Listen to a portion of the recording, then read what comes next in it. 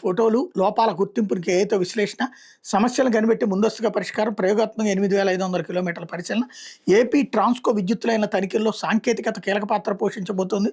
లోపాలను గుర్తించేందుకు డ్రోన్ల ద్వారా తీసిన ఫోటోలను ఏఐతో విశ్లేషించబోతున్నారు.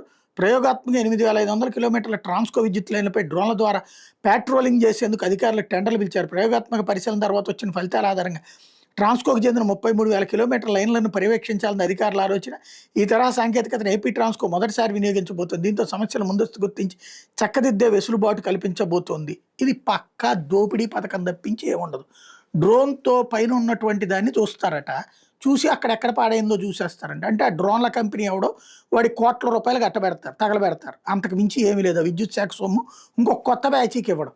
బేసిక్గా పబ్లిక్ నుండి కంప్లైంట్ రిసీవ్ చేసుకుంటే కుప్పలు తెప్పలు వస్తాయి. ఏ ఏరియాలో కరెంటు లైన్లు పడినాయి, తీగలు పడ్డాయి అన్నట్టు. నేను అమరావతి రైతులే చెప్పలా, పడిపోయి నేను 3 నెలల క్రితం నుంచి చెప్తుంటే ఈ రోజు వరకు వేయలేదు. అట్లాగే అనేక చోట్ల ఉంటాయి. పబ్లిక్ నుంచి గ్రీవెన్స్ తీసుకుని ఇస్తే వాళ్ళే చెప్తారు ఎక్కడ స్తంభం పడిపోయింది, ఎక్కడ ఏంటి అన్నటువంటిది. అది వదిలేసి డ్రోన్ల ద్వారా వీళ్ళు పరిశోధిస్తారట, వీళ్ళు పరిశీలిస్తారట.